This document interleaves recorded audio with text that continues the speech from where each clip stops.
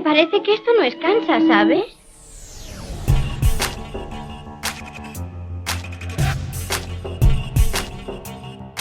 Bienvenidos a BRMU Podcast. De la biblioteca a tu casa. La Biblioteca Regional te lleva la mejor programación cultural, los mejores profesionales y las charlas más interesantes. Disfruta del episodio.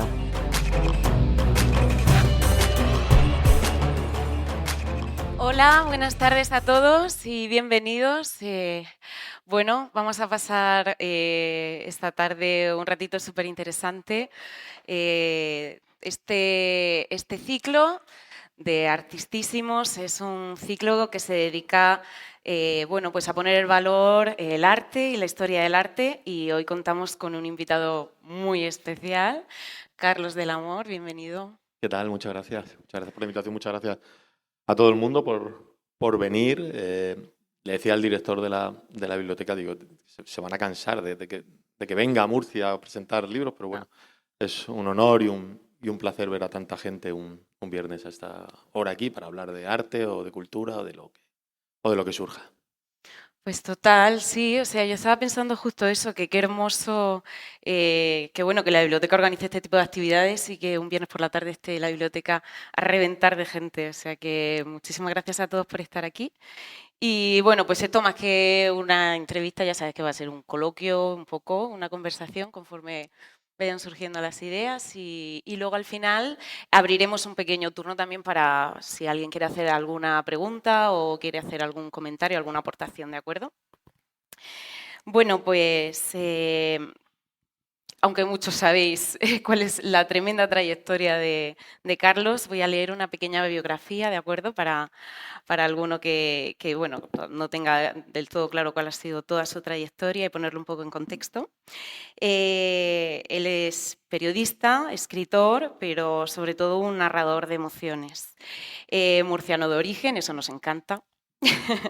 Estudió periodismo también en la Universidad Carlos III de Madrid. Desde entonces ha desarrollado una larga trayectoria en Televisión Española, donde actualmente es jefe adjunto del área de cultura. A lo largo de los años ha sido reportero, presentador y cronista de los grandes festivales de cine, de las exposiciones más importantes y de esas pequeñas historias que en apenas unos minutos en televisión nos reconcilian con la belleza y con lo humano. Su manera de contar se ha vuelto pues inconfundible. Mezcla la información con poesía y bueno, una mirada periodística llena de ternura. Ha entrevistado a artistas como Woody Allen, Pedro Almodóvar, en fin, muchísimos, ¿no? Y bueno, y siempre parece que en cada una de esas entrevistas estaba más centrado un poco en esa emoción que en buscar el titular o buscar otra cosa. Y bueno, pues esa misma sensibilidad está presente en toda su obra. Nosotros contamos libros de la biblioteca con algunas de sus obras, que bueno, luego hablaremos de ellas un poquito más en detenimiento, pero bueno, La vida a veces, El año sin verano, Confabulación, Emocionarte, Retratarte, y una reciente Una dama desconocida, de la que estamos deseando escuchar hablar al mismísimo Carlos. Que bueno, que al final en toda su obra supongo que también se puede ver ese sello, ¿no? De cómo con lo pequeño se puede hablar de lo inabarcable. Y bueno, ha recibido numerosos premios, el premio Ondas al mejor presentador de televisión, la medalla del Círculo de Escritores Cinematográficos y el premio Constantino Romero del festival. Pero bueno, más allá de los reconocimientos, su mayor premio es haber encontrado su manera de expresarse. Y bueno, pues esta tarde vamos a hablar un ratito con él. A ver, yo sinceramente me he emocionado mucho viendo el telediario muchísimos días y había veces, sobre todo más joven, que yo decía, pues sí que se le ocurra en esto, ¿no? O sea, sí que le dan vueltas, o sea, pero el equipo que hay aquí trabajando se le ocurra muchísimo. Yo decía, ¿a quién se le habrá ocurrido esto? Y quería preguntarte un poco, cuando de alguna manera decidiste, voy a tirar por aquí, cuando te llegó la intuición de decir, pues igual Aquí hay algo. En el mundo del periodismo, a contar historias, bueno, desde pequeño yo creo que me gustaba contar historias y luego vi que el periodismo era la manera de poder contarlas y además de transmitirlas a gente, ¿no? Y por eso decidí dedicarme a esto, ¿no? Lo que pasa es que no es fácil tampoco dedicarse a esto porque es una profesión muy precaria, es una profesión que cada vez menos bien tratada y no es sencillo, ¿no? Pero bueno, si te apetece algo, te ilusiona algo o algo te motiva, yo creo que tienes que ir a por ello, ¿no? Yo le contaba a Juanjo, al director de la biblioteca, que yo hice biblioteconomía primero, yo hice biblioteconomía y documentación, es decir, esto es un hábitat para mí natural en el que podía haber terminado trabajando y me hubiese gustado también mucho, ¿no? Luego lo que pasa es que hice periodismo y ya me he dedicado a contar historias en televisión española, que es de donde no he salido, ¿no? Desde entonces, pero disfruto mucho contando historias, entrevistando a los grandes personajes que decías, entrevistando a Rosalía esta semana, pero también entrevistando a una visitante del Museo del Prado de 90 años que se emociona delante de las meninas, ¿no? Entonces disfruto igual con los grandes nombres que con los nombres más anónimos, ¿no? Que también son los que de verdad día a día hacen las noticias y los que dan forma a la vida y los que nos vemos reflejados en ellos, ¿no? Nos vemos más reflejados en la gente anónima que en la gente de los grandes titulares. Entonces, bueno, desde muy joven me apetecía contar historias, contar lo que pasa en el mundo, aunque luego el mundo sea el mundo de la cultura, en mi caso, ¿no? Uno empieza queriendo ser reportero de guerra y termina siendo reportero del día a día, que también es una buena guerra. ¿Y cómo era ese Carlos de pequeño? Pues no sé. Pesado, me dicen. Sí, muy hablador, pesado y bueno, imagino que curioso, ¿no? Supongo que sería curioso y con ganas de ver cosas y de conocer cosas y de contar cosas. ¿Y recuerdas así personas un poco de tu entorno que sientas que te influyeron un poco por el mundo del arte o de la cultura? ¿Algún estímulo que recuerdes? A lo mejor no una persona, pero sí alguna circunstancia. Bueno, yo recuerdo las primeras veces que visité el Museo del Prado, ¿no? Por ejemplo, que eso siempre es como un impacto, ¿no? Emocional, si te interesa el arte. La primera vez que paseas por la galería central de ese museo, pues algo que te sobrecoge, ¿no? Entonces, pues sí recuerdo, ¿no? Esas primeras veces que sientes algo, y si sientes algo a lo mejor es que te interesa mucho también ese mundo, y luego he tenido la suerte de poder contar lo que pasa dentro de esa galería o de esos museos, ¿no? Ya no solo el Museo del Prado, que sí es uno de los que más visito, ¿no? Pero me imagino que siempre si hay una inquietud cultural, artística y demás, pues al final termina saliendo por algún lado, y en mi caso salió sobre todo por el hecho de contar historias, que es lo que hago en la tele cada día, y lo que hago en los libros, que también contar de otra forma, pero contar también historias. Totalmente.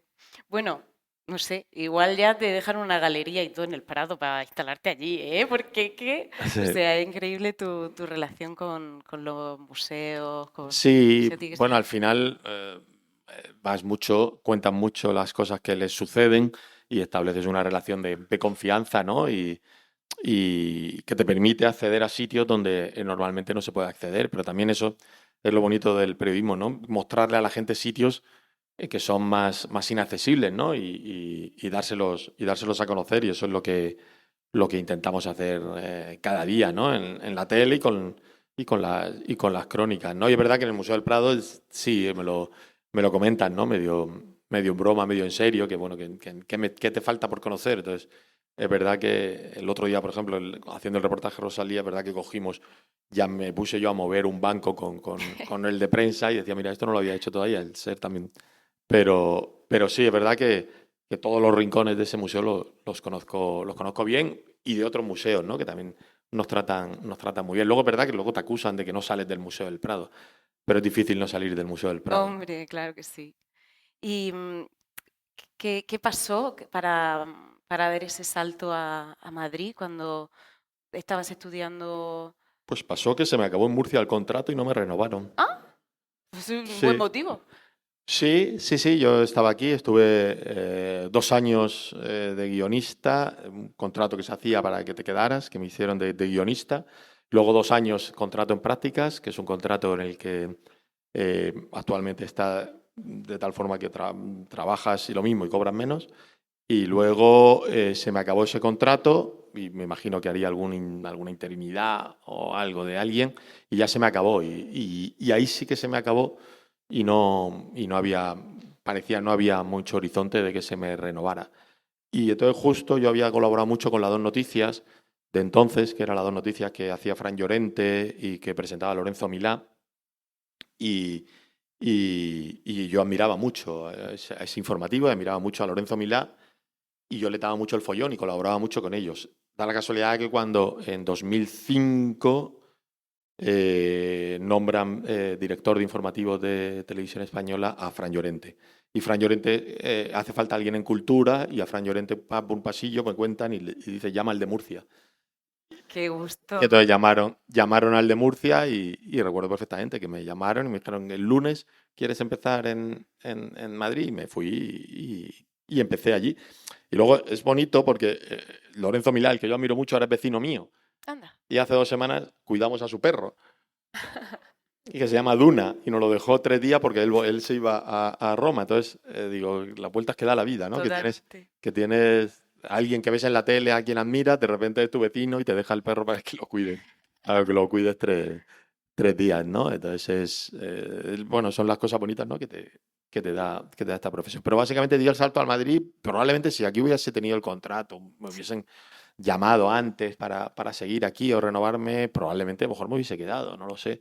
Pero luego es verdad que la oportunidad era muy, muy buena. Y además mi aterrizaje en Madrid fue en un momento muy bueno porque era un cambio generacional en Televisión Española, que se jubilaba mucha gente y entrábamos gente nueva. Y entonces había que hacer muchas cosas en poco tiempo. Entonces yo llegué y lo primero que hice fue ir a festivales de cine, ir a festivales de música y a muchos sitios que, claro, que a mí me parecían ciencia ficción 2 meses antes. Y con toda esa energía y con todas esas ganas, justo te quería preguntar, ¿cómo te recuerdas tú en esos primeros años y cómo notas el cambio de cómo estabas tú en Televisión Española en esos años y ahora? Bueno, pues me notaba inexperto, claro. Todo te imponía, ¿no? Yo cuando entré en la redacción de informativos en Madrid, te ves a toda la gente que admira mucho, corresponsales, gente que cubre guerras, gente que no sé qué y tal.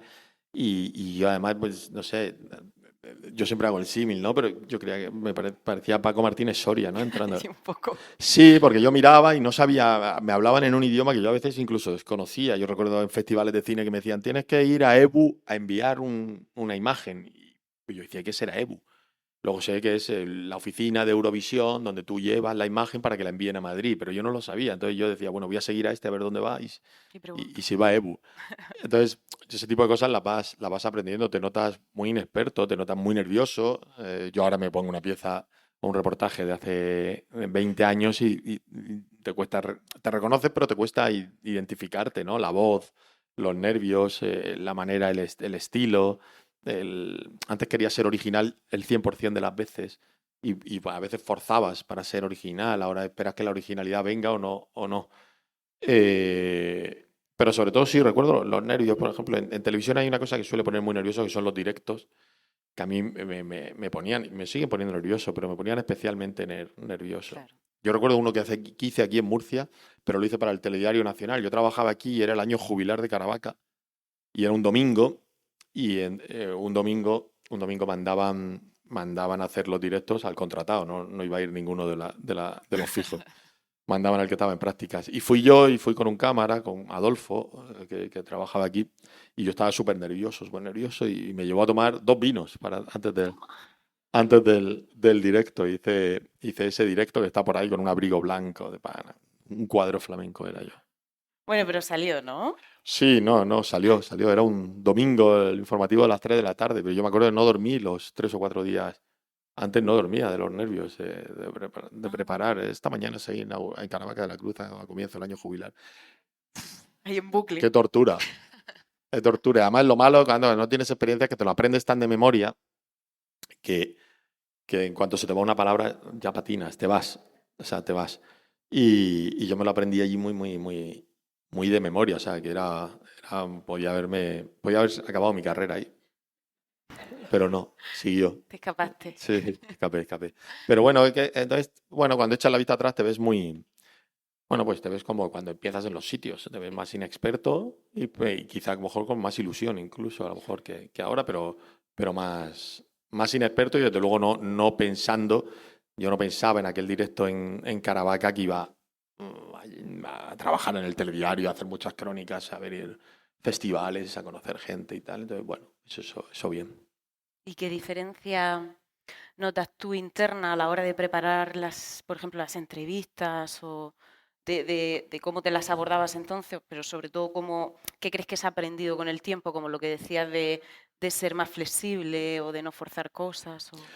Bueno, no, a la hora de preparar una entrevista, ahora lo que he aprendido con los años es que, claro, tiene mucho más de background, entonces te puedes poner a hablar con alguien delante eh, eh, casi sin conocerle, ¿no? O sea, conociéndole, pero sin preparar mucho, ¿no?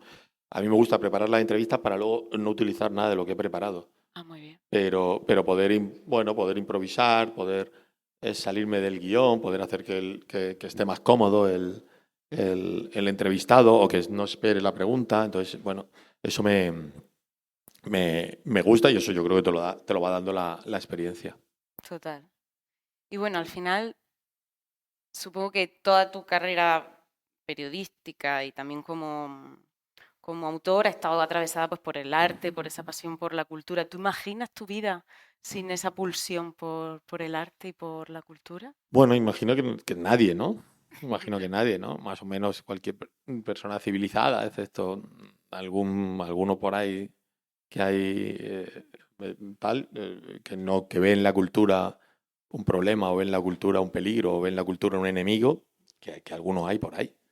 Excepto esa gente, imagino que nadie imagina su vida sin poder ver una película, sin poder leer un libro, sin poder ver un cuadro, sin poder escuchar una canción o sin poder ir a una obra de teatro, ¿no? Todos consumimos cultura.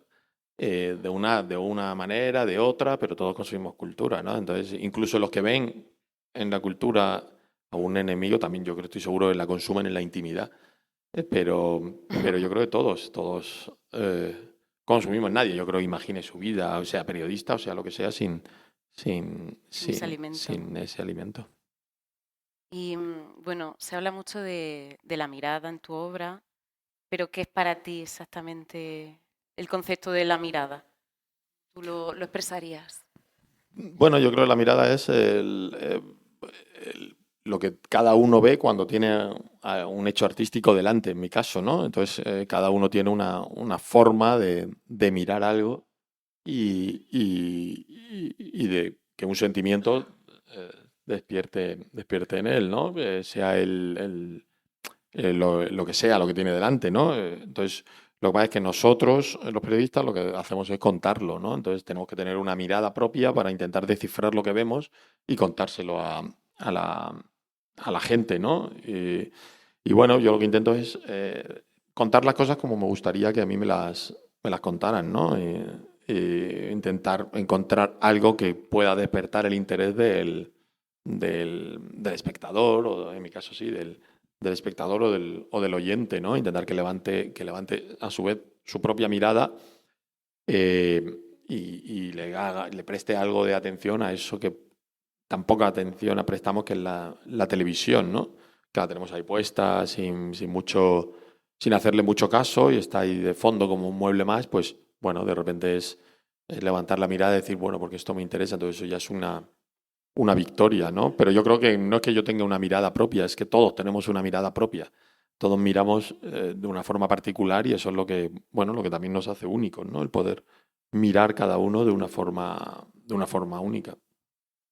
Pues sí que es verdad que yo creo que lo conseguís. Que al final esa interpretación que hacéis de las obras o de los momentos culturales, la sabéis transmitir de una manera como que entra muy bien en la gente, ¿sabes? Como... Intentamos. Sí, porque además ya no...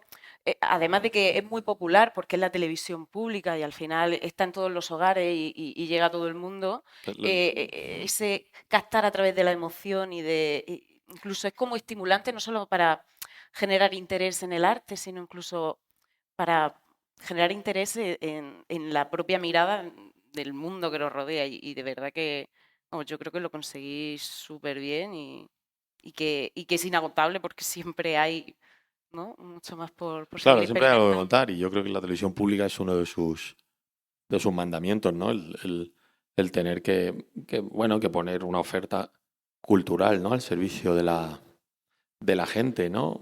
A pesar de que la televisión pública también tiene sus enemigos, ¿no? Estos que la quieren cerrar, fulminar o quitársela del medio, pero bueno, eso es otro debate. Sí. Y bueno, pues te quería preguntar por los libros. No vamos a obviar el lugar en el que estamos, la biblioteca regional, que como todas las bibliotecas es un templo sagrado y más en los tiempos que corren. Bueno, ¿cómo llegó a ti la idea de acercarte a la escritura de esta forma? Con una oferta de una editorial. Toma, qué bien. No, no, no. Sí, no, yo escribía, pero no se me hubiera ocurrido a lo mejor publicar o presentarlo para que me lo publicaran. Pero me escribió una editora, que es Belén Bermejo, que murió hace unos años, muy joven, y me escribió un mail ella y Miriam, eran una pareja de editoras, y me escribieron, estábamos en Tokio, estábamos en Japón, y digo, aquí me escriben dos editoras diciendo que quieren que, a ver, que nos reunamos porque creen que puedo escribir un libro, porque ven los reportajes y creen que hay y creen que hay algo de madera aquí, bueno, que intentemos que nos reunamos y que tal. Entonces, bueno, pues a la vuelta de Japón vi que no era, que era cierto todavía, que el mail seguía ahí, que no era producto de una fantasía japonesa y nos reunimos y pactamos hacer la vida a veces, porque yo les dije que no me veía preparado para hacer una novela y que sí me veía más preparado para hacer un conjunto de relatos. Y así fue como surge el primer libro, que es este que está aquí, que es La vida, la vida a veces, que es un conjunto de relatos basado en hechos reales, inspirado en noticias reales, que yo fui acumulando, viendo en periódicos, televisiones, tal, como, yo qué sé, pues ahora mira, por ejemplo, hace poco se repitió una noticia que sale en La vida a veces, que también fue una noticia de hace muchos años, que fue eh, un hombre que encontraron en su casa muerto 35 años después. Entonces, eso es un relato. Hace poco ha pasado Sí. en no sé dónde, pero aquí en España, y eso es un relato también porque pasó hace ya muchos años también. Y claro, mi pregunta era cómo nadie le echa de menos, ¿no? En tanto tiempo. Entonces, a partir de ahí yo construyo esa historia. O la historia de una vez que fui a hacer un reportaje al cementerio de la Almudena sobre otro tema, pero hablando con el sepulturero, pues me contó que había un hombre que le habían enterrado, que había pedido que le enterraran mirando hacia el lado para estar mirando a su mujer siempre.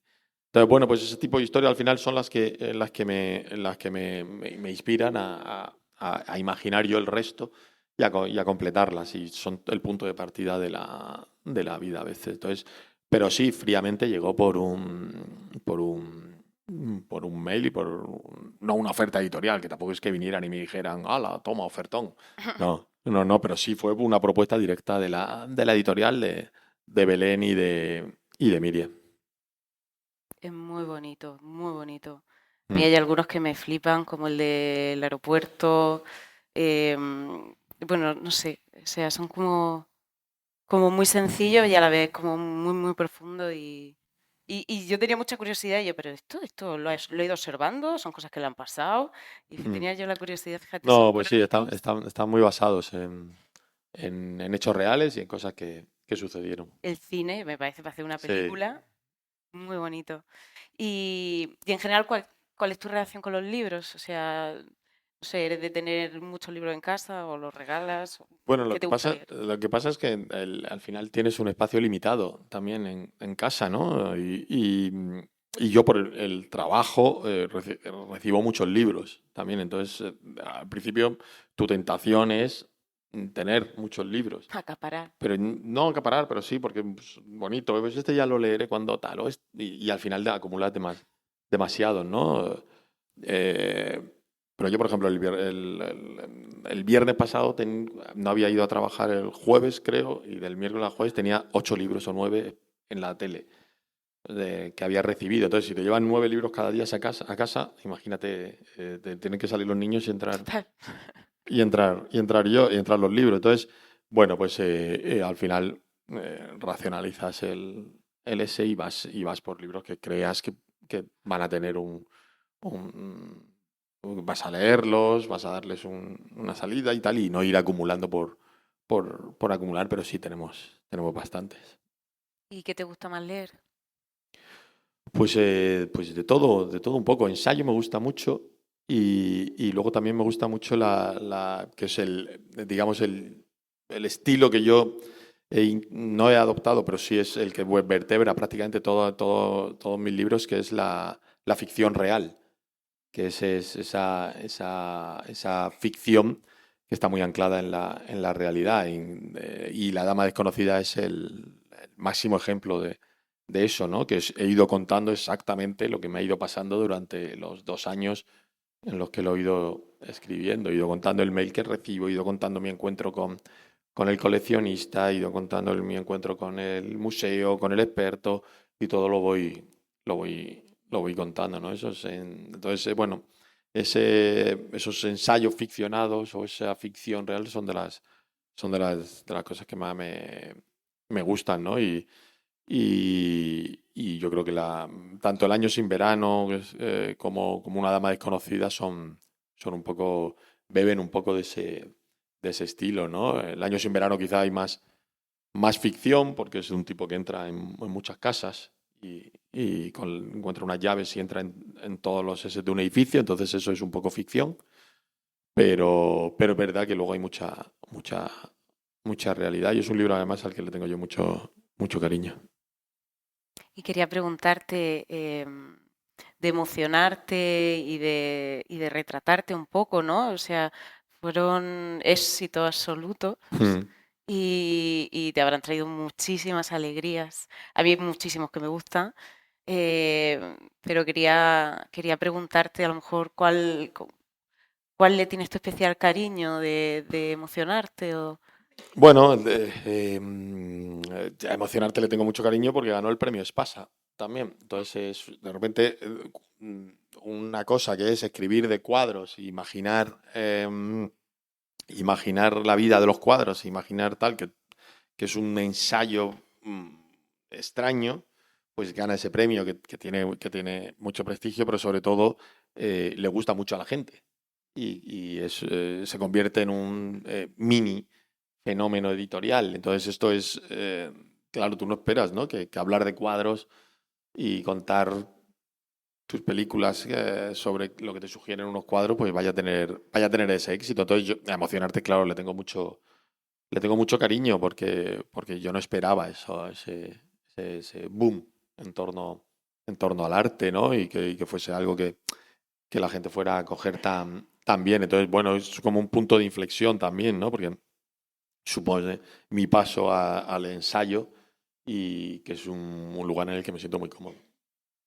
Sí, bueno, es que es como que una fórmula súper fresca de leer también, ¿no? Te adentras así como en una ficción y luego toda esa parte un poco de documentación que es súper estimulante. Yo, por ejemplo, lo de la vieja friendo huevos, eh, el origen del... O sea, son como muchas horas las que dices, wow, qué historia tiene detrás y qué curioso imaginar todo esto y ir atando cabos. Es súper estimulante y también como que te acerca a querer seguir tirando del hilo por tu propia cuenta. Sí, de eso se trata, ¿no? A mí tengo la suerte de que me cuentan muchas cosas. Cuando voy a los museos, pues me cuentan muchas muchas historias, muchas películas y muchas anécdotas de los cuadros y eso me hace... luego he intentado plasmarlas, porque si a mí me interesaban, digo, igual le interesarán a la gente también, ¿no? Entonces se trata de ir contando lo que me han ido contando, ¿no? Yo lo que tengo la suerte es de tener muy buenas fuentes en ese terreno.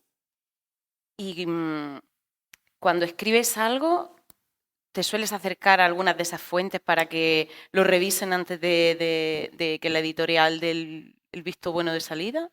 Bueno, que revisen, no. Lo que pasa es que intento que esté bien documentado, ¿no? Pero, por ejemplo, recuerdo que Emocionarte sí lo leyó el director del Museo Thyssen, por ejemplo, antes de que se publicara. Lo leyó también un galerista de aquí de Murcia, Nacho Ruiz, de T20. Entonces, sí, me gusta que la gente bueno, que haya expertos en artes y en este caso que vean que no hay ni una metedura de pata gorda, ¿no? En algún momento. Pero no para que tampoco lo revisen o tal, porque como te digan que no les gusta el estilo o tal, sí que es una faena al final, sino más que nada desde un perfil académico, ¿no? Vale, interesante. Bueno, además, como son amigos, tampoco, quiero decir, es muy difícil decirle a un amigo no me ha gustado nada el libro cuando lo acabas de terminar porque le estás hundiendo 2 años de trabajo. O sea, hay que ser muy sincero y muy frío para decirle eso. Entonces, bueno, tampoco me lo iban a decir así tan abiertamente. ¿Y cuál es tu proceso de escritura? ¿Cómo, o sea, ha cambiado? Porque empezarías a escribir un poco más, a lo mejor, desde tu experiencia más periodística y a lo largo de estos años. No, pero todo es muy periodístico. Eso es lo que facilita ese proceso y que sea más rápido. El que escribir como si escribieras una crónica periodística. Y todos están escritos prácticamente como si fuesen una crónica periodística. Algunas más largas, algunas más cortas, pero Emocionarte son como grandes reportajes de cada uno. Es como un gran reportaje sobre un cuadro. Y el último, Una dama desconocida, es como una crónica periodística en torno a la investigación sobre la posible autenticidad o veracidad de un cuadro, ¿no? Entonces, todo está escrito como si fuese en crónica periodística porque es algo que yo hago día a día y eso me facilita el proceso de escritura, ¿no? El sentarte y escribir como si fueses a escribir una crónica, pero más larga. Sí, bueno, a lo mejor en la vida en el primero que escribiste sí que se ve como otra fórmula, ¿no? Un poquito más ficcionada. Hay uno que me gusta especialmente, que me recuerda mucho a la película de Sorda, de Nexus, que era Film, de las murcianas, que además ha sido súper galardonada y está recibiendo la de Magenta. La de la historia de Magenta me pareció súper. Sí, esa también está inspirada también en un caso real, no sé, un artículo que leí en un periódico. Todos los, sí es verdad que puede llevar a Sorda. Todos los relatos están inspirados en una crónica que yo leí o que yo vi o en un cine que cerraba o en el que te he contado. O sea, todos tienen un ancla en la realidad que es la que a mí me ayuda a trazar luego la crónica periodística, que es el final lo que hago, pero hay mucho de real en cada capítulo. Hombre, en el episodio de los patitos que se caen al mar y tal, que es verdad que se cayó un carguero entero de patitos al mar, pero ya que los patitos hablen entre ellos, ya no. Ya no, pero sí en general la historia está basada porque los patitos cayeron al mar y tal cual, entonces ya uno ahí lo que hace es inventarse un poco la historia entre varios patitos. Pero eso no pasó. ¿Y estás escribiendo algo? No, me debería poner, pero no, de momento no. A mí me gustaría cerrar la trilogía de Emocionarte y Retratarte y me gustaría que fuera lo próximo, pero bueno, cuando saquemos tiempo y tal, pues intentaremos ponernos, pero de momento no hay nada próximo. Hay, bueno, hay algún boceto, pero no que crea que pueda ver la luz mañana. ¿Y el boceto de esa tercera parte? Eso sí, yo creo que lo siguiente intentaré que sea cerrar esa trilogía. Si puedo y si veo que me sale, porque te tiene que salir. Al final, cuando alguna cosa te pones y no te sale, también se te atasca y te obstaculiza para seguir con otras cosas. Entonces, si sale, pues igual será igual cerrar esa trilogía. Total. Bueno, y además a ver cuándo sacas tiempo para escribir con el ritmo de vida de trabajo que llevas y demás. Quería preguntarte un poco también eso, o sea, has tenido la oportunidad de hablar con muchísimas personas y que te ha aportado también a nivel personal haber mantenido tantas conversaciones, haber podido asistir a tantos eventos culturales. Bueno, es un privilegio, ¿no? Ir a festivales de cine o ver exposiciones antes que nadie o oír discos antes que nadie es un privilegio, pero al final es un trabajo también. Entonces, que parece que al final es, mira, está todo el día, tal, no, al final estás trabajando también y a muchos días no te apetece ni ver una película ni ir a un festival. Y luego, bueno, pues conoces a gente que es interesante, también conoces a gente que no es interesante o que puede parecer interesante y luego no es nada interesante. Eh, pero bueno, yo no soy muy mitómano, entonces, por ejemplo, ¿Muy no qué, tengo perdona? mitómano, no tengo una galería de fotos hecha con gente con la que he entrevistado ni nada, ¿no? O sea, no soy muy impresionable, ¿no? Pero bueno, hay gente que te llena más o que dices, me quedaría más hablando con esta gente que otra que, bueno, pues te sientas y es un mero trámite de 5 minutos y se acabó, que puede deslumbrar mucho al principio, sí, como titular y decir he entrevistado a X o he entrevistado ahí y tal, pero al final has estado 4 minutos delante y con un cronómetro y han sido 3 preguntas banales de las que van a entrar 15 segundos en el telediario y que no van a ningún lado. Es verdad que es súper famoso, súper conocido, súper conocida, entonces pues la gente se queda mucho con eso, pero a lo mejor entrevistas a un escritor o que tiene menos relumbrón y te aporta más, ¿no? Entonces, bueno, pero es un privilegio poder ver una buena película y hablar de los primeros con el director, o escuchar un disco y hablar con el cantante y tal, siempre que se pueda hablar un poco. Pero muchas veces ya la industria está de tal forma establecida que es todo muy rápido. Entonces no hay tiempo, no hay tiempo. Tener 5 minutos con 10 minutos, 3 minutos han llegado a tener de entrevista. Entonces es muy difícil hacer una entrevista en 3 minutos o en 4 minutos, pero al final lo que vende es que en la tele sale esta persona que es muy conocida, un momentito, 10 segundos, y ya pues parece que ha puesto una muesca en la escopeta, pero no aporta gran cosa. No aporta gran cosa ni a ti, ni a la crónica, ni al espectador, pero bueno, vivimos también en una época en la que devoramos mucho, ¿no? Y pasa todo muy rápido, entonces bueno, pues que hable alguien, pum, pum, pum, y ya está, y se fue. Es un cromo más, ¿no? Se cubre. Sí, es un cromo y pasa y se acabó. ¿Y qué es lo que mejor llevas y lo que peor llevas de todos estos grandes festivales, por ejemplo, de cine? Bueno, el Festival de Cannes, por ejemplo, lo peor llevo es lo largo que es y estar tanto tiempo fuera de casa, ¿no?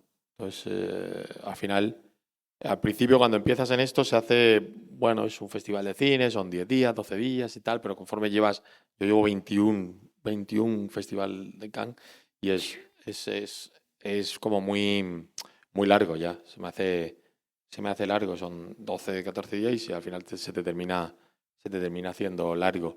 Lo que mejor llevas es que, bueno, pues ver buenas películas y ver películas que aquí van a llegar dentro de 2, 3 años. Eso es un privilegio. Yo he visto películas que han tardado aquí 3 años o ni siquiera han llegado y eso sí que es bueno, algo que te llevas y que tal. Y verla a las 8 de la mañana como la ves es menos gratificante, pero bueno, hay que espaciar bastante el tiempo. Y menuda maratón, ¿no? Porque los días se irán como haciendo bola, incrementando ya el cansancio de jornadas tan Sí, sí, sí, completas. sí. En los festivales de cines empiezas a las 8 de la mañana y terminas a las 10 de la noche. Pero bueno, quiero decir, tampoco estás echando alquitrán en una carretera a 40 grados. Estás en un festival viendo películas, estás contento, trabajo en equipo, en una ciudad medianamente bonita, haciendo algo que te gusta. Tampoco hay que flagelarse por ese trabajo, ¿no? Es que como todo trabajo te puede terminar cansando, pero no son jornadas que se llevan. ¿Y podrías contarnos alguna entrevista o conversación que hayas tenido detrás de las cámaras que para ti haya sido realmente especial con alguien? Pues es que yo las conversaciones las suelo tener delante de las cámaras. Porque no. Detrás de las cámaras sí tengo algunas conversaciones porque, bueno, hemos hecho algún tipo de amistad, entonces son pues conversaciones más de andar por casa, más triviales, más alejadas de la pompa de un estreno de cine o de un estreno de una película. Pero no, yo recuerdo, por ejemplo, cuando iba a entrevistar mucho tiempo, durante muchos años, fui a entrevistar a José Luis San Pedro, al escritor, y ahí sí que cuando acababa la conversación te quedabas un rato hablando con él, porque era como una enciclopedia andante, y además cada frase que te decía era como para subrayarla, era muy, muy interesante. Entonces, recuerdo con mucho cariño, ¿no? Aquellas entrevistas y aquellos momentos en su casa, cuando él te explicaba el ordenador que tenía, que era una libreta y que arrancaba. Y dice, esto es borrar es así. Arrancaba la hoja de la libreta, o te hablaba de la sinrazón de las guerras, o te hablaba de lo rápido que iba el mundo ya para él. Y bueno, recuerdo, eso pues son conversaciones que ya te quedas. Recuerdo aquí en Murcia que entrevisté al poeta Pepe Hierro, que fue de las primeras entrevistas que hice a alguien, digamos, conocido, y cómo me recitó un poema que se llamaba La Casa, y tenía un plano que parecía un samurái él, porque como un galgo con un bigote, y me impresionó mucho. Recuerdo también una de las primeras entrevistas a un personaje conocido que hice fue aquí en Murcia, y me dijo el director de entonces, te vas a hacer un reportaje a entrevistar a Carlos Cano. Y yo dije, copla, qué horror. Claro, yo era más joven, más desconocedor. Y encima cuando llegué allí, me dijeron el manager de Carlos Cano, que esto fue en Totana o en Alhama, y me dijo, sí, te va a dar la entrevista, pero va a ser después del concierto. Y digo, Tranquilo. Y digo, voy a tener que ver el concierto entero de este hombre Encima. de copla. Y luego me vi el concierto y salí enamorado de la copla y de Carlos Cano y de Ojos Verdes y de todo lo que cantara. Y luego salí enamorado de él, de lo majo que era, ¿no? Entonces, bueno, pues esas son cosas ya que te llevan, ¿no? El otro día también recordaba yo una entrevista que hice aquí también, porque yo hice deportes también. O sea, aparte de información cultural, hago deporte, y recordé una entrevista, ya que estoy en Murcia, a David Vidal, que alguien recordará aquí. David Vidal entrenó al Real Murcia, y esa ha sido de la entrevista que la tengo que pedir aquí para que me la manden porque era muy graciosa. Que él solo me despidió la entrevista diciendo, tú conmigo ibas a chupar mucho banquillo. Toma. Entonces era un... Y luego, cuando se acaba la cámara, esas son conversaciones de después de cámara, cuando se apaga la cámara, me dice, mejor así, ¿no?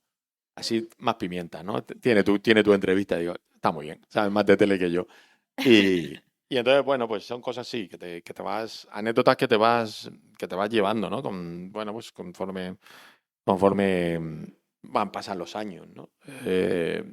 Pero lo que te quiero decir es que al final puede ser entrevistar a San Pedro, que a lo mejor tiene menos el foco, o entrevistar a Almodóvar en Los Ángeles, o entrevistar a Rosalía en el Museo del Prado, pero al final, bueno, mucha gente que no tiene tanto el foco es también de la que más te llena, o la que más aprendes. Sí, o con la que conecta o que te dice algo que de repente Sí, bueno, que parece te aporta, interesante. o te aporta, te dice, no sé, bueno. Pero son muchas, he entrevistado a muchísima gente conocida y desconocida, y bueno, pues, son imposible enumerar a tantísima gente que bueno, que claro, pero yo, por ejemplo, de las entrevistas cortas, en el Festival de Cannes las entrevistas suelen ser muy cortas.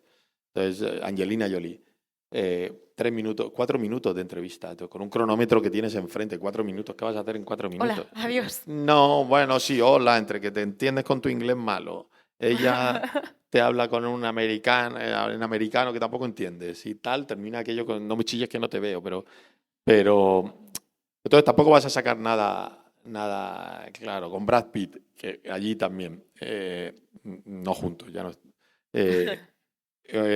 El hombre que tenía 4 minutos con él, el hombre ese día había un gran premio de motos y es un fan de las motos y se me pone a preguntarme por Marc Márquez y claro, yo tenía 4 minutos y el hombre preguntándome por Marc Márquez y yo, pero que me dejes tranquilo. No me comas el tiempo. Que si quiere bolsa, pero y Marc Márquez y tal, bueno, muy simpático, muy tal, pero también muchas veces lo hacen porque es una estrategia para que hablar ellos, consumir el tiempo y que no haya preguntas. Es que tienen que estar agotados. No, bueno, sí, pero bien pagados. Claro, pero es Y- trabajo. No, pero yo recuerdo, por ejemplo, en Cannes, con Leonardo DiCaprio, sí que pasó que presentaba El Gran Gatsby y nos citan a las 4 de la tarde. Normalmente en Cannes las entrevistas son en hoteles que vas andando y tal. Este no, este es cuando hay un nivel top, vas a un hotel que se llama el Hotel DiCap, que está como muy lejos. Entonces te llevan ellos mismos, los de la película, te llevan en un autobús. Y nos llevaron al equipo, al productor, a mí, al cámara, y nos llevan allí. La entrevista era a las 5 de la tarde. Leonardo DiCaprio apareció a las 8:15 de la tarde. Eso era 8:15. Entonces yo a las 6:30 o 7 yo le dije al productor, nos vamos. Digo, vámonos. Y dice, pues que no podemos irnos porque no nos llevan. Digo, pero estamos secuestrados por Leonardo DiCaprio. Entonces tuvimos que estar hasta las 8:15 allí, secuestrados por Leonardo DiCaprio para 4 minutos de entrevista que no iban a ningún lado. Porque además el hombre, Leonardo DiCaprio, es como un poco robot. Entonces yo le pregunté bueno, no me acuerdo, si la crisis del Gran Gatsby sería equiparable a la crisis económica actual. Me lo he pasado muy bien rodando esta película, ha sido una película tal. Yo sé que mi personaje me ha costado mucho preparación y tal, no sé cuánto. Pero la crisis, no, me lo he pasado genial, no sé. Entonces, bueno, yo me hubiera ido, pero no podías. En aquel caso no podías irte. Además de que muchas veces pues,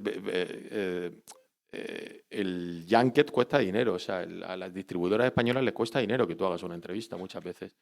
O sea, pagan a los talents, se les paga tal para que tú hagas, los medios españoles hagamos. Entonces ellos perderían dinero también. Entonces tienes que mirar todo eso. Pero luego no va a ningún lado. Luego no. Esa entrevista de Leonardo DiCaprio pues no fue nada estimulante. Fueron 4 horas Bueno, para 10 segundos que salieron en el telediario. Entonces, bueno, pues de eso la experiencia vas aprendiendo a que te van a hacer una encerrona y a lo mejor pues no haces. Yo ahora cuando voy a Cannes me dicen, te pido entrevista con no sé quién, con no sé cuánto, con no sé qué, y digo, no y no. ¿Dónde es? Yo lo primero que digo, ¿dónde es? En el DiCap este no voy. Digo, allí no voy. Yo el que esté cerca voy, pero el otro no voy. Entonces, bueno. Hay que tener siempre una vía de escape en los junkets estos. Hay que tener una vía de... ¿una excusa? No, hay que poder Salir de allí. Poder salir por tu propio pie de estos sitios. Normalmente suelen ser amables. Yo entiendo que tienen que atender a medios de todo el mundo y que no somos nosotros, que no somos el ombligo del mundo, pero es verdad que cuando te toca a ti y tienes 3 minutos y a lo mejor te toca la 24ª entrevista, pues el tío está harto cuando tú vas y le preguntas por enésima vez por la tontería del Gran Gatsby o por lo que tú te crees que es la mejor pregunta del mundo. Y él dice que esto me lo han preguntado 500 ya antes que tú. O sea, es que esto no venga. Entonces, bueno, pues no me suelen gustar mucho ese tipo de entrevistas porque no vas a ningún lado. Yeah. Luego hay entrevistas que son marrones, que es como entrevistar a Sean Penn. Después, no, Sean Penn es muy majo, o parece majo, no lo sé, no lo conozco, pero lo que transmite es que es majo. Lo que pasa es que a él le habían puesto la película, pues si la película se califican del 0 al 10, su película la habían puesto con un -7. Y ahí fui yo luego a entrevistarle. Entonces, claro, el hombre tenía Estaba hecho polvo. Estaba hecho polvo. Tengo una foto de él, le hice una foto que está en un balcón fumando. Llorando casi. Llorando. Estaba muy estaba muy quemado, porque le habían puesto muy mal. Le pusieron tan mal la película que las reglas del festival cambiaron después de esas críticas, porque de tal forma que ya no se podían hacer críticas de la película hasta después de la gala de Alfombra Roja. O sea, Sí. estaban embargadas porque, claro, la Alfombra Roja del Hombre de Sean Penn fue un funeral. La reventaron. No fue una fiesta, fue un funeral, porque todo el mundo decía, madre mía. Entonces, bueno, pues son entrevistas que vas ahí capeando y tal y cual. Al final la gente también lo que quiere ver es el ambiente de un festival, que le cuentes un poquito esta película, que le cuentes tal, pero tampoco creo que valoren mucho que tengas 10 segundos a Sean Penn hablando un segundito, salvo que diga algo interesante. Que Ya. Sean Penn, por ejemplo, es de los que se moja, entonces es probable que te dé un buen total sobre política, sobre actualidad internacional y tal, porque eso sí. Pero eso es un marrón también, porque exigimos a los actores que se mojen sobre muchas cosas. Entonces, bueno, pero bueno, ya. Y bueno, para ir cerrando, antes de abrir la ronda de preguntas, quería, cambiando de tema radicalmente, preguntarte un poco, bueno, como sabes, todo está cambiando con lo que respecta a la comunicación, a la información, a las nuevas tecnologías, a la inteligencia artificial. Y quería preguntarte un poco cuál es tu visión de todos estos cambios dentro del paradigma social, si eres más optimista, si eres más pesimista. Bueno, no sé, yo creo que iremos adaptándonos, ¿no? a los cambios. Nosotros lo que decimos es que los niños hagan rápidamente un máster de IA, de inteligencia artificial, porque es claramente el futuro.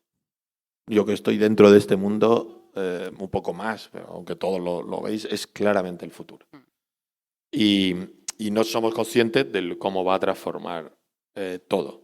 Va a ser parecido, seguro mucha gente aquí se acuerda cuando no existía Google y las cosas las buscabas en la enciclopedia Larousse, Monitor, en mi caso. La enciclopedia Monitor, esa.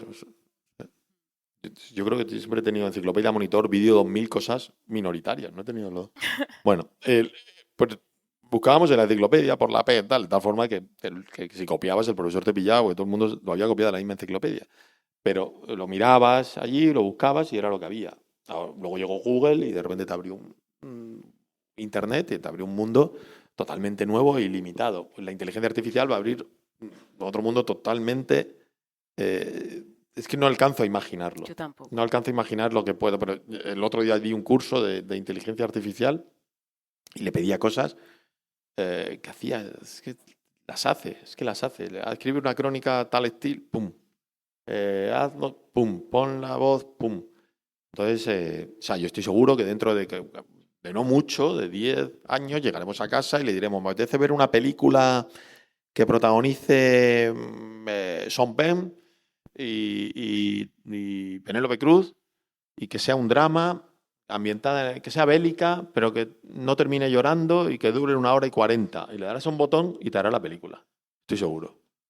Estoy seguro que te hará eso y tendremos tendremos un informativo. Hazme las noticias que me interesa escuchar. Bueno, eso ya existe. Hay que poner solo un par de cadenas, un par de diales y te las dice. Pero bueno, pero sí será algo así, ¿no? Entonces, yo creo que no somos conscientes de cómo va a cambiarlo todo y cómo va a brindar muchas oportunidades y a enterrar también muchas cosas con las que vivimos actualmente. Pero yo estoy esperando a ver el primer libro que gane un premio de literatura que sea escrito por IA y que luego Alguno habrá que ya luego lo bueno, igual sí, pero seguro que pronto alguien lo presentará como un reto o como un reto periodístico también para desenmascarar con tal o cualquier cosa y habrá un libro que gane un gran premio literario y bueno, no sé si decir que da miedo o que es una oportunidad. Es que el tiempo lo dirá, pero que va a cambiar todo, sí, sin duda. ¿Y qué responsabilidad crees que tienen los medios de comunicación, los periodistas, un poco en este sentido? Yo creo que ninguna. Nosotros lo que tenemos que intentar es contar la verdad y seguir contándola de todas formas, pero el uso de una herramienta dependerá de cada uno, ¿no? Lo que no podemos es tutelar a la sociedad. Nosotros contamos historias y intentamos contarlas de forma veraz, y reales, y escritas por nosotros, y contadas por nosotros, y hechas por nosotros, pero no creo que tengamos... Y luego separar, que cada vez hay más secciones, separar la verdad de la mentira, es Sí, decir, va por eso, el porque bulo de la noticia. Pero yo creo que eso es que lo que intenta hacer el periodismo honesto durante toda la vida, ¿no? Y es lo que tiene que intentar seguir haciendo. y bueno, pues por último, preguntarte si crees que de alguna manera el arte, ¿no? La cultura y el interés que pueda suscitar eh, puede ser algún vehículo interesante para un poco los modos de vida que imperan actualmente, ¿no? Como decía el filósofo Chu Han, que recientemente recibió el premio Princesa de Asturias a Comunicación y Humanidades, en sus libros como La Sociedad del Cansancio y muchos otros, ¿no? Que estamos ahora mismo en una era de autoexplotarnos, de vivir al límite, jugando los tiempos y autoexigiéndonos al máximo y de alguna manera como que no se está dejando tiempo a la contemplación, al disfrute, a la conexión con lo otro. ¿Qué crees que el arte, que la cultura tiene algo que aportar en este sentido? Sí, yo creo que es un refugio, ¿no? Y un lugar donde se está bien, un territorio casi siempre amigable y en el que casi siempre hay poco ruido, ¿no? Entonces aportará pues bienestar, ¿no? Y nos hará crecer si se apuesta por ella.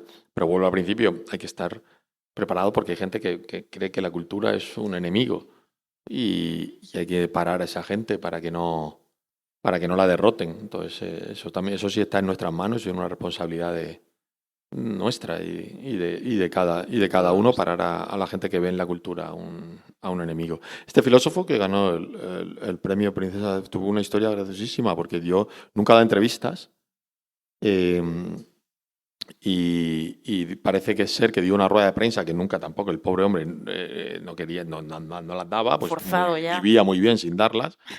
Y la dio, y entonces de repente empezaron a escribir crónicas la gente diciendo, bueno, que si era un tío o sea, buen filósofo, pero vive en una casa en no sé qué, tiene no sé qué estatus social, tal. Entonces un amigo mío que escribe en el País y que me ha presentado varios libros, que es Sergio Fanjul, iba en el tren camino a Asturias a cubrir los proyectos de Asturias y le llaman, le dicen que quiere entrevistarte, ¿cómo se llama? ¿Cómo es el nombre? Es que me cuesta mucho Bueno, pronunciarlo. pero Bun Chu Han o eso. algo así, perdón. Pues, y no, que quiere darte una entrevista para desmentir que sea rico, para desmentir que sea no sé cuánto, tal. Entonces era buenísima la crónica de Sergio, que Sí. os lo recomiendo mucho que le leáis porque es un periodista buenísimo. Era muy buena porque, claro, contaba eso, voy en el tren, no sé qué, le escribí y le digo, pero qué bueno esto, dice, ya. Dice, ¿es verdad? Dice, no ha dado ninguna entrevista y da esta, pero da una para desmentir lo que ha dicho, pues la percepción que él tenía que se había tomado. A ver, bueno, era solo Qué fuerte. una anécdota. Bueno, pues si os parece abrimos una ronda de preguntas. No sé si alguien quiere hacer... Mira, por aquí una mano. Voy a ponerme más recto, que no había visto estas caras. Mucho. Sí. Hola Carlos, ¿qué tal? ¿Cómo Hola. estás? Nada, una apreciación. Te regalo el título de la trilogía del tercer libro, Susurrarte. Quédate con eso, puede ser ahí, ¿vale? Y luego dos cosas. Tienes la suerte de vivir en la región de Murcia, bueno, de ser de la región de Murcia, como Carlitos Alcaraz, número 1 del mundo. Él tiene un lema que es cabeza, corazón y cojones. Yo diría de ti, en este momento, si te tuviera que poner una frase, que serías el hipnotizador murciano, sí, de historias. Te llamaría así, ¿sí? Yo te pondría ese nombre. Y por tercero, te preguntaría lo último. ¿Tienes el vídeo resumen de este año 2025 ya? Gracias. Yo soy más de cabeza, de corazón.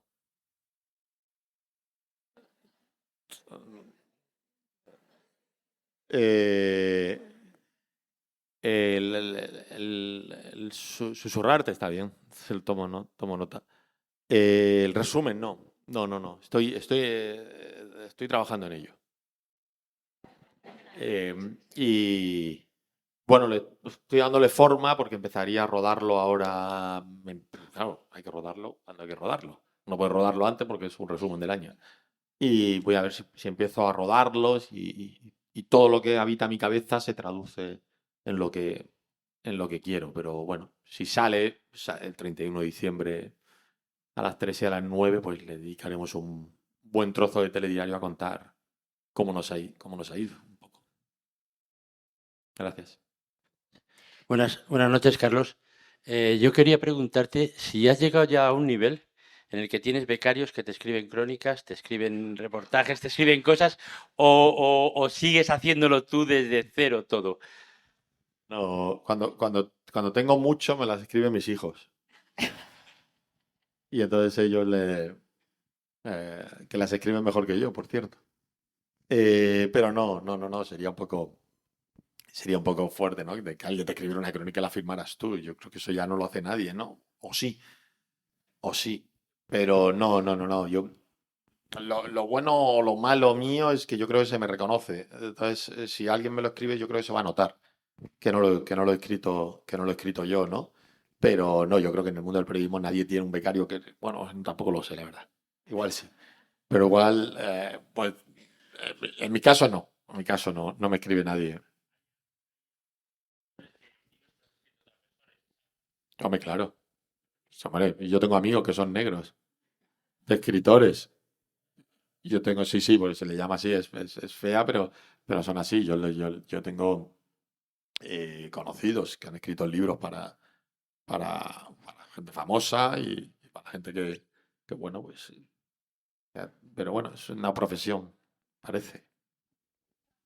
Sí, por aquí tenemos. Hola. Hola. Una pregunta un poco tonta, pero me ha hecho mucha gracia cuando has dicho del Festival de Cannes, de las rondas de preguntas. ¿Cómo es cuando se ve una película y todo el mundo se tira como 15 minutos aplaudiendo después de terminar la película? O sea, ¿cómo se mira la gente a la cara y está ahí todavía aplaudiendo? Ya, yo se lo he preguntado a los actores lo incómodo que puede ser, porque al final un aplauso está bien, pero claro, 15 minutos, ¿qué haces? Es que 15 minutos es mucho tiempo para aplaudir. El récord está en 21 minutos, creo. Sí, creo que está en 21 minutos aplaudiendo una película. Claro, es que en 21 minutos que hay películas que duran eso. Entonces es como raro, ¿no? A mí se me hace raro. Lo que pasa es que mediáticamente vende mucho. Es decir, 20 minutos, 10 minutos. Lo que pasa es que, claro, luego llegas y te aplauden 10 minutos y es un fracaso. Dices 10 minutos, ¡buf! Vaya, nada. Entonces, bueno, es una tradición que se ha instaurado en los festivales y que, sobre todo en el Festival de Cannes, que le llamamos el aplausómetro. Pero bueno, tampoco está mal aplaudirse. Bueno, pues sí, aplaude bonito, están los actores ahí, es una imagen bonita que da la vuelta al mundo, pues bueno, tampoco, quiero decir, por lo menos no hace daño a nadie. Hola, Carlos. Bueno, Hola. quería agradecerte el trabajo que haces y cómo nos emocionas. Yo no conozco a nadie de los que estamos aquí, seguramente no nos conocemos, pero compartimos seguro contigo todo lo que nos hace sentir. En mi casa se para la tele cuando tú hablas. Yo me dije, cállate, que está hablando este hombre que me encanta. Entonces quiero agradecerte tu trabajo, que sigas haciéndolo tan bien. Segundo, que me lleves contigo a Cannes. Soy profesora de francés y te hago de traductora, no tengo problema, y me voy donde sea. Y ahora, hablando en serio, quería preguntarte, en los últimos meses, ¿cuál es la crónica o la entrevista que más te ha tocado el corazón, que más te ha emocionado y por qué? Gracias. Pues, crónica o sí, o entrevista. Yo creo que crónica puede ser de los últimos meses. Yo creo que una de las cosas que me tocó el corazón fue hacer pues ya han pasado unos meses, pero fue el cierre del resumen del año pasado, que fue con el coro de Paiporta, y trajimos a todo el coro. El coro no había vuelto a ensayar desde toda la desgracia, entonces se juntaron solo para interpretar el tema de Nino Bravo con nosotros. Entonces fue un momento emocionante. Las crónicas que he hecho también alguna que me ha tocado de Gaza o recordando alguna imagen o alguna fotografía también me ha tocado, y quizá la que más del último meses hay una película que no sé si se ha estrenado todavía o no, pero que yo vi en Cannes y luego conocí a los protagonistas de San Sebastián, que es La voz de Jim. La voz de Jim es la historia real de una niña asesinada por el ejército israelí en Gaza. Es una niña además que quedó atrapada en un coche, como sabéis, con 6 años. Entonces la película se basa en la llamada de teléfono que la propia niña hace a la Cruz Roja diciendo que están disparando por todos lados y que necesita auxilio. Y toda esa conversación es la que vertebra la película. Y luego hablé con los protagonistas y el actor en concreto, que es palestino, pues te contaba, dice, yo es que cada mañana llamo allí para ver si sigue vivo un amigo, si sigue vivo un familiar y tal. Entonces te cuenta, y luego te cuentan la historia de la niña que, como todos sabéis, terminó asesinada, se cortó la comunicación y 12 días después entraron a socorrerla y habían asesinado no solo a la niña, sino a los 3 de la Cruz Roja que habían ido a prestarle ayuda, y al resto de la familia que había dentro, etcétera. Entonces, bueno, esa es una crónica emotiva y una entrevista muy emotiva con el actor palestino. Hola, muy buenas, Carlos. Hola. Gracias por venir. Quería preguntarte, ¿es verdad esto que dice Pablo Motos de que hoy en día no se puede decir nada? El tema de la cultura de la cancelación, ¿la recibís como algo positivo, negativo? Y bueno, en último lugar, ¿se puede separar vida y obra del artista? No veo a Pablo Motos. Haces bien. No sé lo que dice. Pero bueno, yo creo que en su programa dicen muchas cosas y nadie les cancela. Entonces, no creo que haya cultura de la cancelación. Cuando el otro día pidió el cierre de la televisión pública, por ejemplo, y nadie le cancela, ni nadie dice nada, y tiene una tertulia cuando acaba el programa tremenda y nadie le cancela, nadie dice nada. Entonces no creo que exista cultura de la cancelación en un programa que ve muchísima gente y que tiene muchos adeptos, mucho éxito, y nadie le cancela, nadie dice nada. Entonces no creo que exista esa cultura de la cancelación. Lo que pasa es que él suele ver el problema en el vecino de enfrente, ¿no? Bueno, pues a lo mejor hay que mirar en tu propia casa.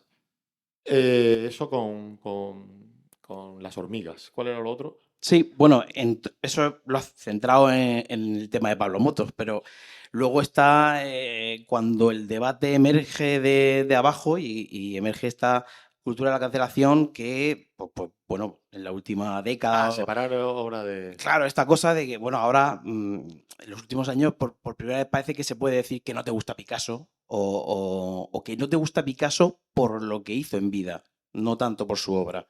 Entonces, esta cuestión, como... Bueno, yo creo que Picasso es el artista más importante del siglo XX. Yo también. El artista, no el hombre. Pero el artista sí. Y cambió la historia del arte y eso no lo puede cambiar. No lo puede cambiar. Como hombre era probablemente bastante reprochable muchas de su comportamiento, pero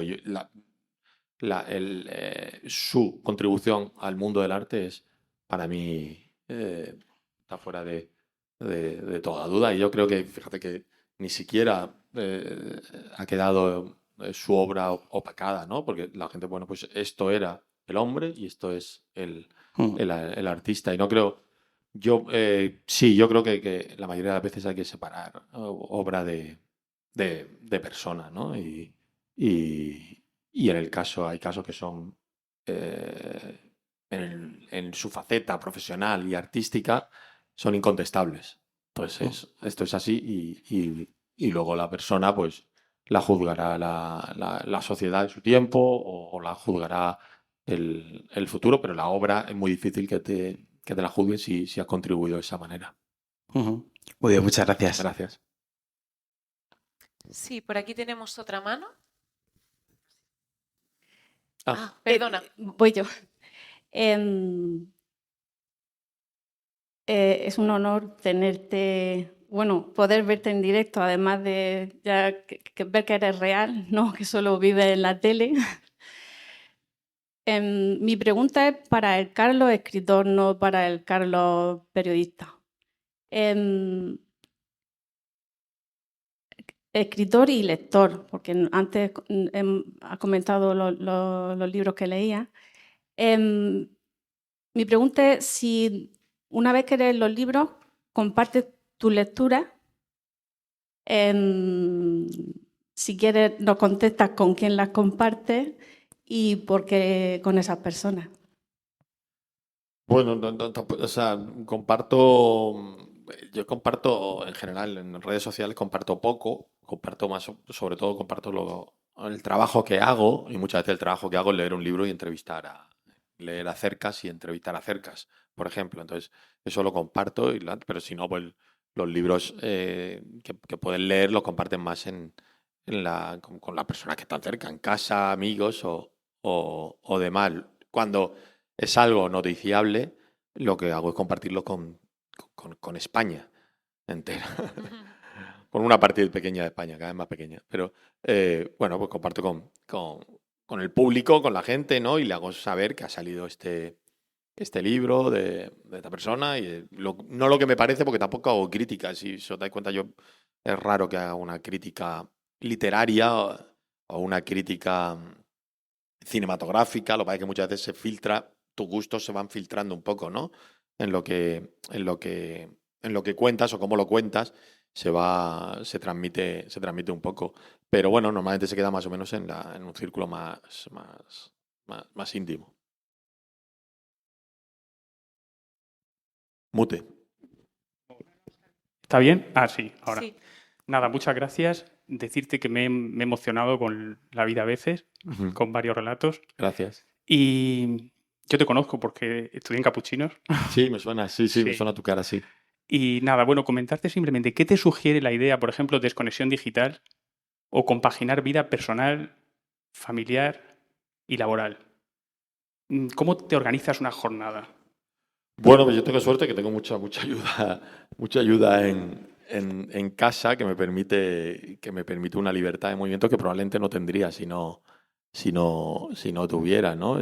Ya no solo hablo de mi chica, hablo de sus padres, hablo de una red familiar que me permite todos esos movimientos, ¿no? Entonces, si no sería complicado porque es verdad que el mundo del periodismo puede ser muy absorbente, el mundo de la televisión puede ser muy absorbente, muy exigente y demandarte de muchos sitios a la misma vez y demandarte una jornada demasiado larga, ¿no? En ocasiones estoy intentando menguar esa jornada, pero es verdad que hay picos, ahora que en el resumen del año vienen picos de trabajo enormes y jornadas que se harán maratonianas, etcétera. Entonces, bueno, pues intentando que cuando estés en la tele sea para hacer algo. No, antes podías estar, bueno, era joven, estabas en la tele por estar, ¿no? Yo ahora si estoy es porque intentando hacer algo y si no, intentar irme un poco antes, ¿no? No estar por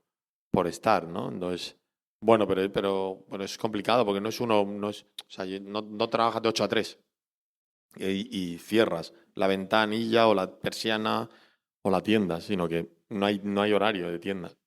Y eso es siempre complicado. Y la última pregunta, por aquí.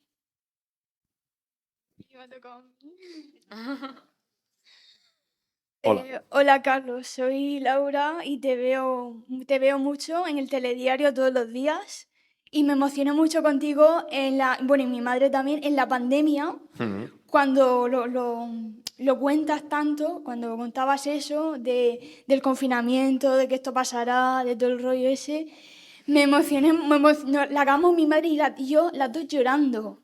Lo contabas de una forma tan buena, tan intuitiva, tan bonita. Dices algo así como todo esto pasará o como las mascarillas desaparecerán, pero los ojos seguirán ahí para toda la vida y los ojos son como la armonía de la vida o algo así. Y madre mía. Y otra cosa que... Oye, qué bien te lo aprendí. Gracias. Y otra cosa que te quería preguntar es que la entrevista de Rosalía estará disponible este sábado, ¿no? Sí. O sea, toda la primera parte ha sido para preguntarme lo de Rosalía. Para conocerte un poco. Bueno, gracias a los reportajes de la pandemia, es verdad que les tengo mucho cariño porque fue una situación muy especial y además no salíamos a rodar, era todo muy complicado de hacer, de contar y empecé, me acuerdo que el primer día yo le dije a mi jefe, oye, el primer lunes, el primer lunes que después de los 3 primeros fines de semana sin salir, dije, me apetece contar cómo ha cambiado la vida solo en 3 días y conté la primera y funcionó bien y ya conté 60 más. O 70 todos los días. Contaba una historia que no tenía nada, no tenía noticia, era contar la vida un poco, ¿no? Y a veces eso es el periodismo también, que es contar la vida, contar cómo nos va, qué preocupaciones tenemos, etcétera. Y Rosalía llega el sábado a Informe Semanal. Es un reportaje de 11 minutos. Y tengo otra entrevista con Rosalía, la misma, pero más larga, que a ver si puedo terminar de montar y la pongo en internet o algo. Fueron 28 minutos. Es muy simpática, maja, muy artista y vino... ¿Ves? Normalmente siempre estos artistas de este nivel te dicen, tienes 3 minutos, tienes 10 minutos, tienes no sé qué. A mí me llamaron y me dijeron, tienes 1 hora y pico con Rosalía. Digo, ah, qué bien. Y digo, ¿pero dónde? ¿En la oficina? Tal. No. ¿Queréis ir a un museo? Digo, para el Prado. Venga, pues al Prado. O sea, fue todo facilidades, sin prisas. Hicimos el adelanto el lunes y mañana sábado va el reportaje más largo. Bueno, pues buenas noches a todos. Creo que es la última pregunta. Más que una pregunta, a lo mejor es una reflexión. No sé de qué manera podemos conseguir que se sustituyan a veces los teléfonos móviles por libros. Creo que tenemos que ser un poco ejemplo para la adolescencia, porque todos los adolescentes a día de hoy pues su vida es un teléfono delante. Entonces, ojalá consigamos sustituir los teléfonos por libros y, bueno, y que te escuchen y que, bueno, al final que tú también seas los youtubers y los influencers igual que Rosalía, que ellos buscan, pues que puedas influir en los adolescentes, que ya has visto que sí que te buscan. Y luego tengo una pequeña reflexión que imagino que cuando estudiaste periodismo, pues cogías apuntes a bolígrafo, ¿no? Que escribías tus apuntes. Yo me los prestaba mucho. Sí. O sea, quiero decir, más fotocopias.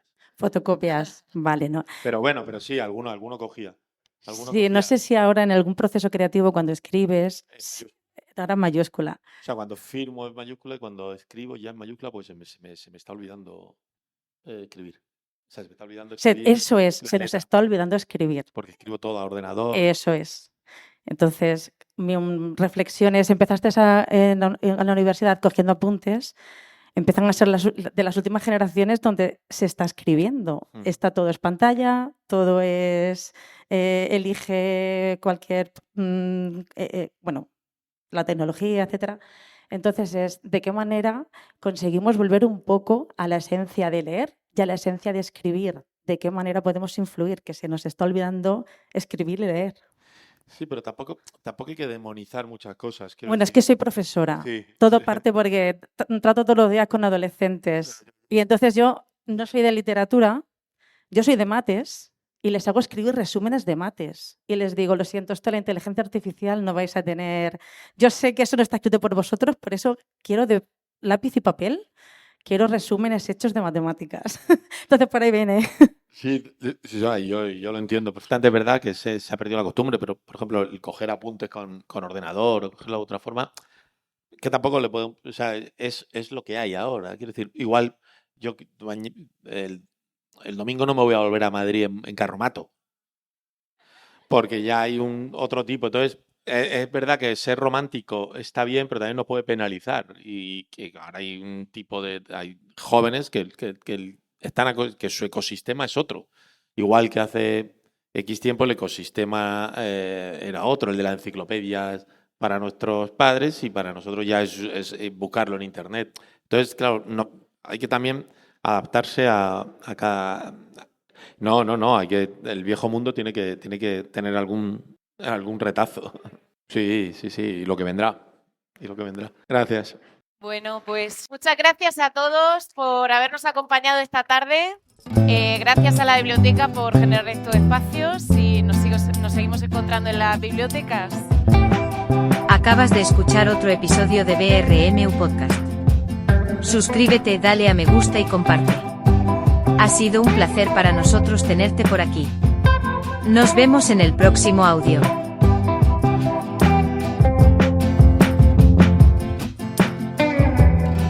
Presiento que este es el comienzo de una hermosa amistad.